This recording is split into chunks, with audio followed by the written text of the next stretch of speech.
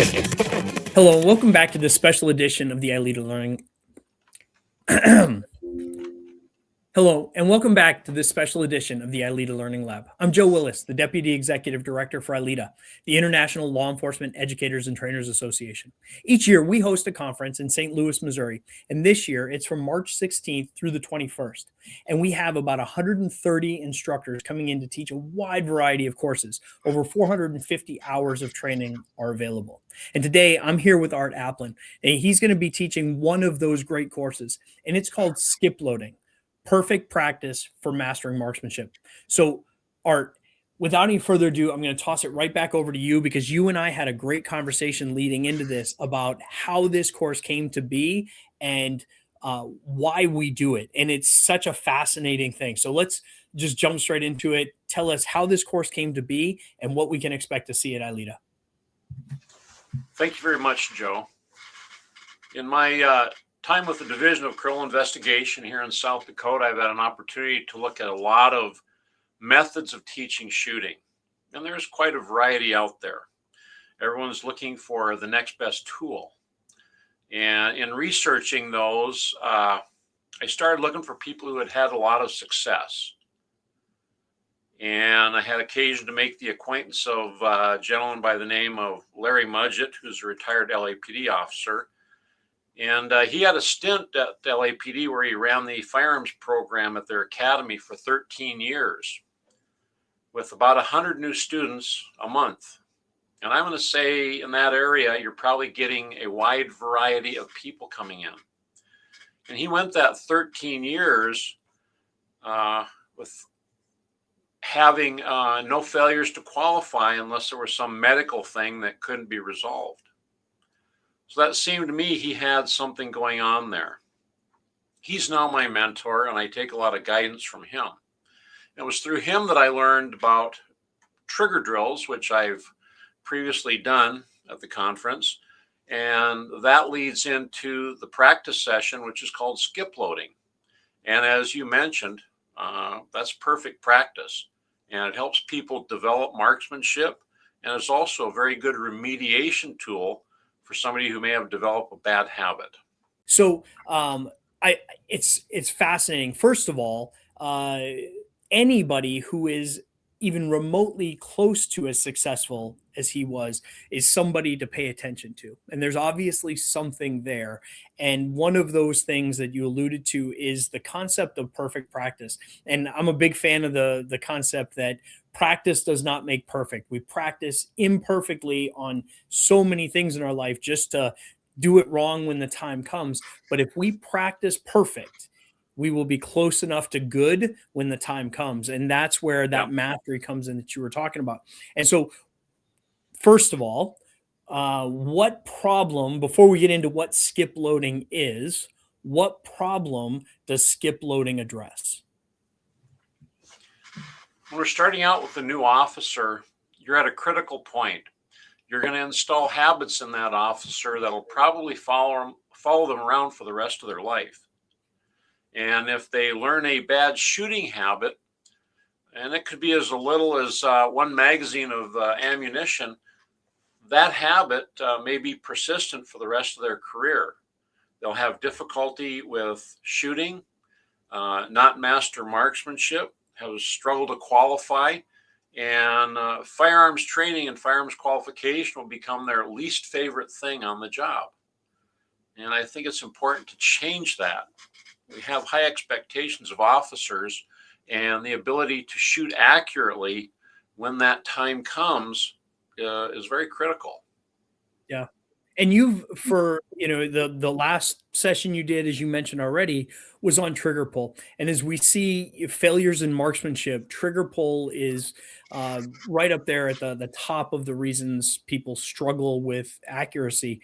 And so, having come from a background of diamond washer drill, which I'm sure a lot of folks out there in the marksmanship training space are familiar with, it's a tool that effectively can teach, effective trigger pull. But the thing is, that dime or washer is there, and you focus on the fact that it has to stay there.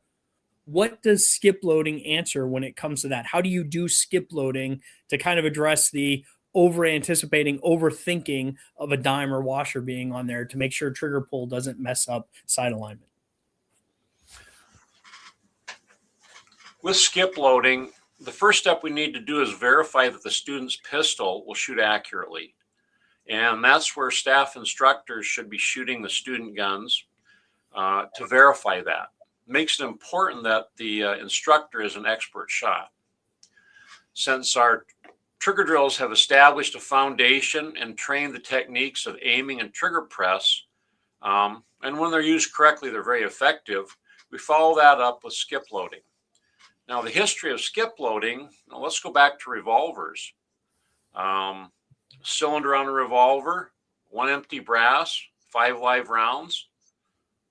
That's kind of the foundation where skip loading came from. Our skip loading combines the advantages of dry practice with the target feedback of live fire. It allows the shooter and the instructor to identify and correct trigger control problems immediately. It's used to teach trigger control to new shooters and to improve the trigger control of experienced shooters. So we all have that person in our department who may not enjoy shooting, but is working at being better. This offers the instructor a tool by which they can help them do that. The skip loading will also help teach the follow through, including trigger reset, and it leads to the immediate action for a type 1 malfunction. That is, you wanted the gun to go bang and it went click. We have an immediate reaction for that. If skip loading is done properly, the results are dramatic. If it's done improperly, it could be a waste of range time and might instill some bad habits. So skip loading is looking for any movement of the pistol when the striker or the hammer goes forward, which would be a failure of the effort to get a surprise break on the trigger. That movement can't be detected when firing live ammunition because recoil will mask or hide the shooter's mistakes. All we're left is holes on the paper. Now, we've all seen the graphics where if there's a hole in a certain part of the paper, we can look on the graphic and it will tell us what the shooter problem is. That's interesting, but a lot of shooter problems are usually more than one thing. If that shooter flinches or jerks or otherwise moves the pistol when the firing pin strikes a dummy cartridge, he's doing the same thing with live ammunition, but now we can see it. Moreover, the shooter can see it as well. And sometimes having that self-knowledge will help a shooter apply themselves differently. We do this as a coach shooter drill. So I'll take half of our students and they become coaches and we teach them how to conduct skip loading. Then the instructors on the line will supervise the coaches and the shooters. Pretty soon you have a coach who's pretty effective, can recognize proper trigger press, and when it's their turn to be the shooter, they're starting with an advantage. Yeah. So that coach doesn't have to be an instructor. We'll see coaches that develop so well. As soon as they graduate the academy, I'd kind of like to have them come back and help us coach again because they get a good understanding of what needs to be done. Skip loading is not a timed drill. It's done at a certain pace, usually at the shooter's pace, and done until the shooter expends everything that's put into their magazine. Yep. Some of the differences between traditional ball and dummy and skip loading. Ball and dummy with the occasional dummy round in the magazine will show a bad press of the trigger, and that is about all. With skip loading, the shooter sees that, and because there's repetition, they learn to remove that bad press eventually. While the shooter may recognize a bad press with traditional ball and dummy, with skip loading, we have a coach assisting that shooter to try to get better. The results with a traditional ball and dummy are infrequent, and the live fire that's taking place is hiding a lot of shooter errors. So with skip loading, we have an exponential increase in the number of live rounds that the shooter is allowed to have. you have immediate remediation whenever there's a bad press. And the shooter has to earn each additional live round. Our goal is a magazine full of live rounds and 2 dummies, and the shooter managing that without missing and without having a bad press on a dummy. Of course, what we give them, we can also take away if bad presses start cropping up. If bad presses start becoming too common, clearly they have too much live ammunition, and we need to back that off to allow them to develop the skill. Traditional ball and dummy, that error that they made fades quickly, is embarrassing, may lead to frustration with the whole process, which is not good for a new shooter. It doesn't give them an opportunity to start building a skill. With skip loading, they're accountable for every press of the trigger. When they're on our range, we account for every trigger press, whether it's good or bad. And we know that because the good presses are usually a very accurate hit, and the bad presses are evident and they're recorded. That's how a shooter progresses, by accumulating mostly good presses. Pretty soon, with success, they're going to be pressing the trigger correctly all the time. With traditional ball and dummy, you're expending a lot of ammunition to see a very few mistakes. With skip loading, for example, our students are on the range 4 hours a week. Well, it would take us 5 weeks to get to 50 rounds, and that's including doing trigger drills. Now, some students will advance quicker than others. One thing we've identified sometimes, not an advantage, is some prior training that wasn't helpful and the shooter has developed a bad habit. And again, skip loading can help remediate that as they see what that bad habit is doing to their marksmanship and how they're causing it with things they're doing that affect the gun. Can you, in a nutshell, kind of explain to me what the difference between skip loading and traditional ball and dummy is? Yes. To set up for skip loading, after we've done trigger drills and verified that the shooter's pistol is accurately sighted in, we'll take their magazine, and the shooters don't get to load their own magazine. We'll have the coaches load the magazine, usually starting out, let's say, 10 dummies and 2 live rounds.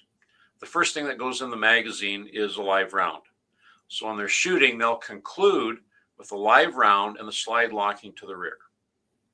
The other live round is somewhere mixed in with those 10 rounds. That's placed into the shooter's pistol, so the shooter doesn't know what their loadout is. On the line, the coaches have a very specific script that they have in hand that the shooter is required to do. And that includes drawing, getting on target, sights, trigger, pressure. As soon as the trigger is pressed to the rear, the shooter, who is, if they're using their sights correctly, aware of whether the gun moved when the trigger was pressed. The shooter must declare whether it was a good or bad press. The coach may disagree, and the coach is considered always right. If the shooter's had a successful trigger press, they have to maintain a sight picture. The coach will tell them to reset their trigger, then make their finger straight. Then we have them tap the magazine, and then they pull the slide sharply to the rear, resetting the gun for the next effort. That's repeated. As soon as that shooter hits a live round, the coach will tell the shooter, reset, and again, carefully press the trigger. Over time, when they start accumulating more live rounds, you'll see several shots in sequence and then eventually hit a dummy. And the goal is, if they fire 4 or 5 shots and hit a dummy, even the dummy will be evidence of a good press. That is, no movement of the pistol and the trigger is pressed to the rear.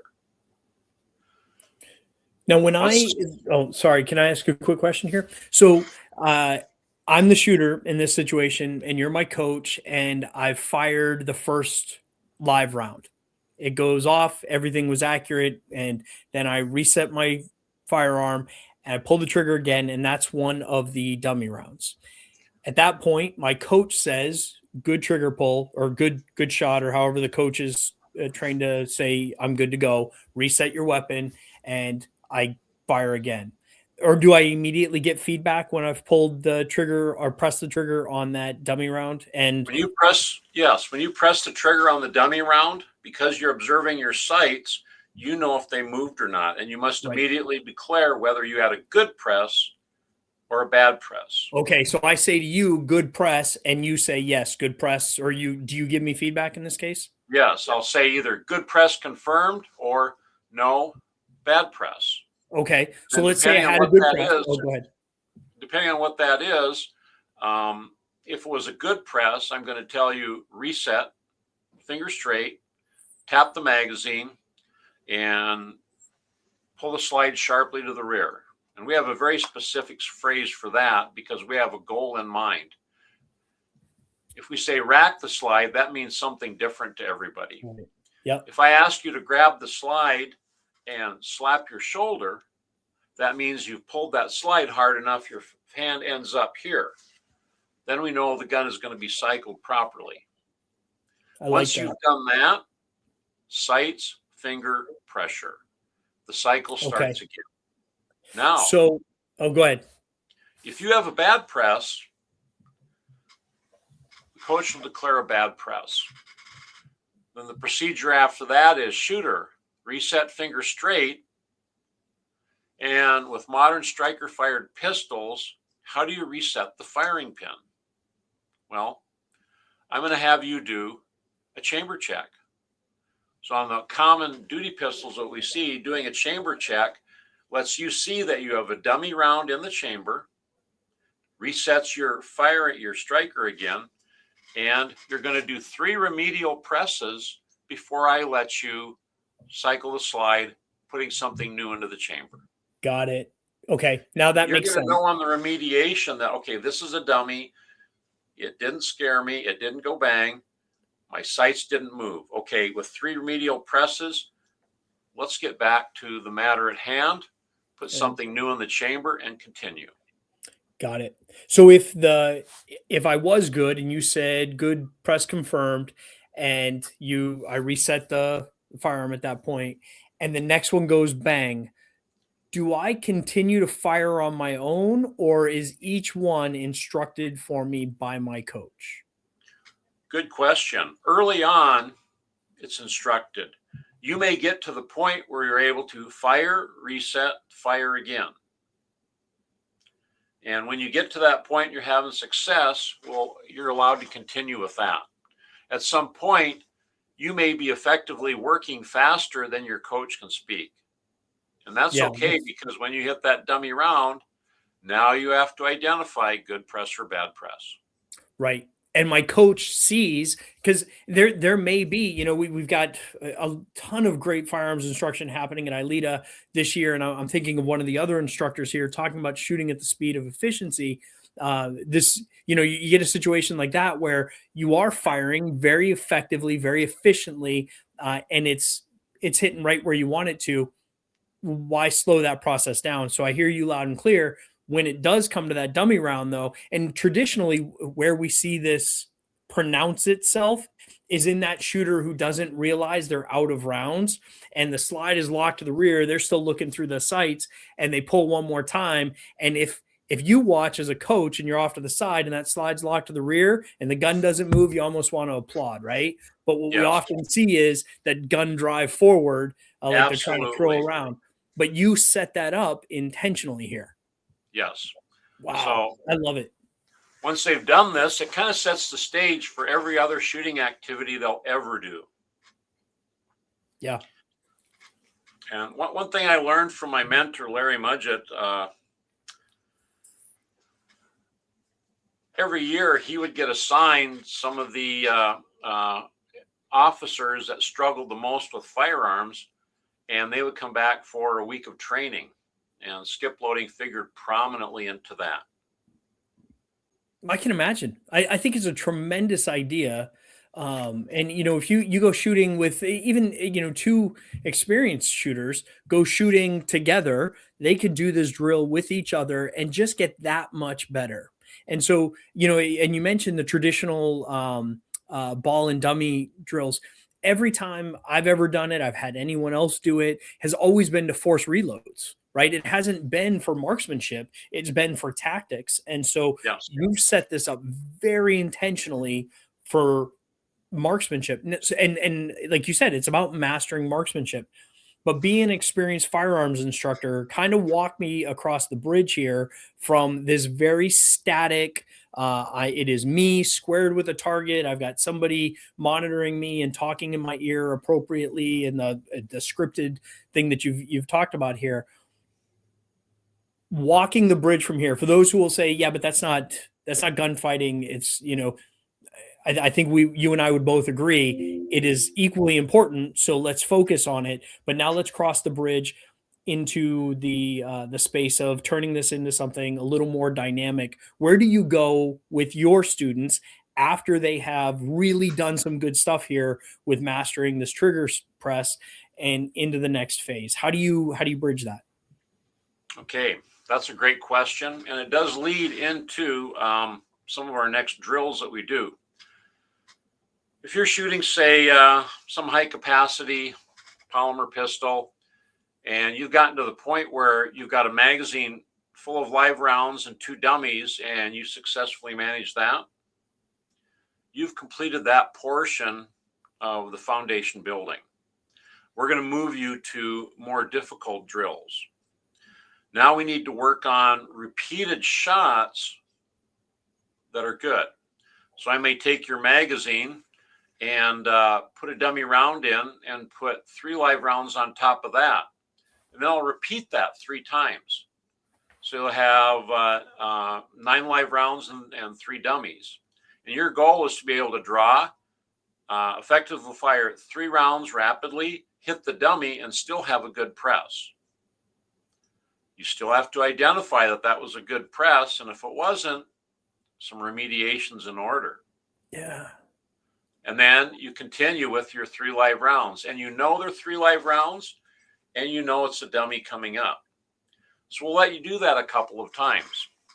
Then I'm going to have your coach load your magazine with 3 live rounds, or 3 dummies and 9 live rounds randomly. Now you don't know. This is similar to a traditional ball and dummy drill, right? Yeah. Yes. Okay. Yes. Except now you're going to have to identify a bad press. Yes. As opposed to it simply being to force a malfunction drill, this is now part of the marksmanship component of it. And it's a graduated step, some progressive overload from where they started off with the skip loading. Now it's in this space of randomizing and yeah. So could I do this? Very accurate description. Yeah. I always enjoy our conversations, and I always learn something every time you speak, it seems like, but this is exciting. And when you and I first had the conversation, when I was reading the description, I'll tell the folks watching this, when I first looked at it, I thought this is too simple for 4 hours. There's no way. And you may have been thinking the same thing, folks, when you saw this coming, but after talking with Art now, I can clearly see the building block approach here and how important this is. Could I do this with positional drills? Let's say if it is a move from cover to the right and fire, could I do the same skip loading with movement as opposed to a static position, pressing, squeezing, or could I do that? You just described our introductory cover drill. Okay. Sorry, didn't mean to skip ahead. Yeah, this is great. Tell me about it. As you described, and we used both sides of cover. So you start the drill out with your 3 magazines loaded with dummies and live rounds. And what we do to increase the training difficulty is every time you press the trigger on a dummy, declare good press or bad press after firing several shots. Your coach will have you tap the magazine, slap your shoulder, change hands. Now we're up in the difficulty because now you're shooting Yeah. with your support hand around the other side of cover. So you're doing several things. You're getting reloads in, you're getting stoppage clearing in, you're getting remediation in, you're using both sides of cover, shooting with both hands. Very cool. Very cool. Well, hey, we're coming up to the end of this time, and I feel like honestly we could have talked about this forever. I didn't realize how fast the time had gone. So, give me, if you would, in a nutshell, those who are, because I think you've still got a couple slots left in your class, and if it's not full, it will be soon. Um, Talk to me about what this class is in a nutshell going to offer. I show up to this. What am I leaving with as an instructor?